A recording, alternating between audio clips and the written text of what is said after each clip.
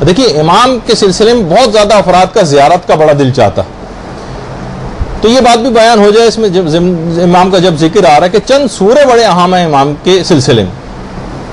امام سے پہلے دیکھیے فتنہ دجال کا بڑا تذکرہ آیا، اور دجال آپ کو پتا ہے کہ پہلے زیادہ علماء کا کہنا یہ کہ صفاتی ایک نام ہے، کوئی ایک شخص کا نام نہیں ہے باقاعدہ کہ دجال۔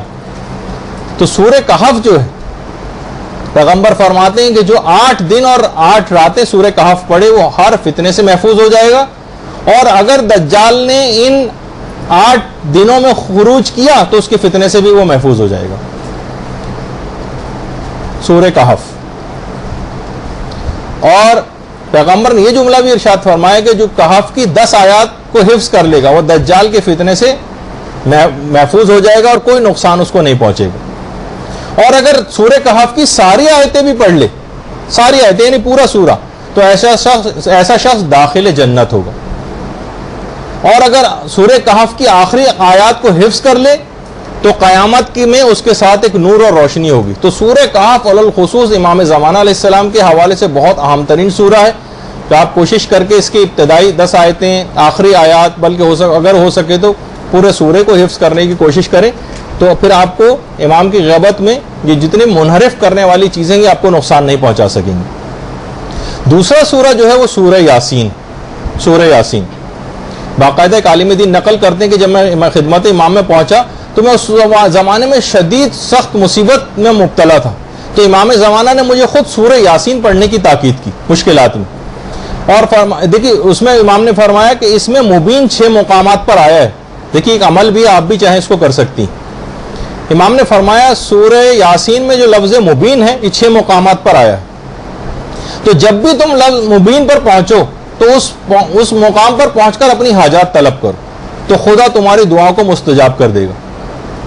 اچھا وہ عالم دین جب ان کی امام سے ملاقات ہوئی اس کے بعد وہ گھر آئے تو انہوں نے پھر قرآن میں دیکھا کہ مبین، وہ ذرا حیران اور پریشان ہوئے کہ مبین قرآن میں 7 مقامات پر آیا، جبکہ امام نے کہا تھا 6 مقامات ہیں۔ پھر انہوں نے خود ہی غور کیا تو کہا نتیجے پہنچ گئے کہ یقیناً ضرور امام تو غلطی کر ہی نہیں سکتے، تو واقعی جو امام نے کہا تھا کہ مبین لفظ 6 مقامات پر آیا اور ایک مقام پر الف لام کے ساتھ آیا المبین، تو امام نے لفظ صرف مبین کہا تھا جو کہ 6 مقامات کے اوپر آیا ہے۔ تو پھر انہوں نے اسی طریقے سے پڑھا کہ جیسے امام نے بتایا تھا اور وہ دعا فوراً مستجاب ہو گئی۔ تو سورہ یاسین کا یہ عمل بڑے آپ نے آرام سے سن لیا کہ دعا مستجاب ہو گئی اور کچھ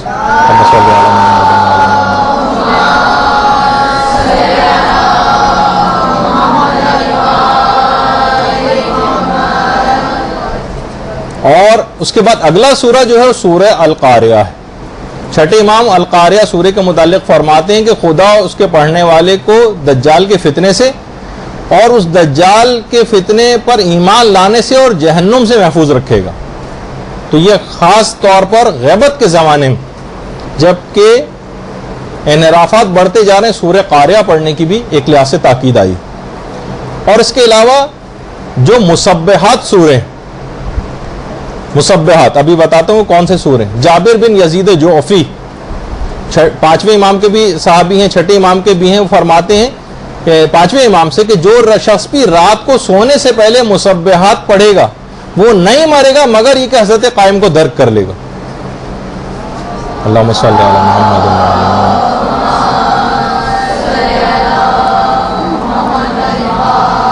اور اگر مر گیا تو وہ جوار پیغمبر میں جگہ پائے گا، پیغمبر کے پڑوس میں اس کو گھر دیا جائے گا۔ اچھا مسبحات سورے وہ ہیں جو تسبیح سے شروع ہوتے ہیں، تسبیح سے۔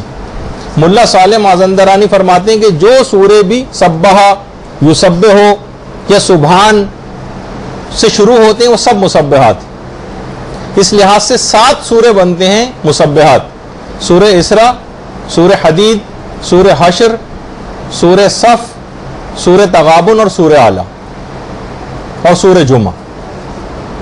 یہ 7 سورے بنتے ہیں کہ جو کہ مسبحات کہلاتے ہیں۔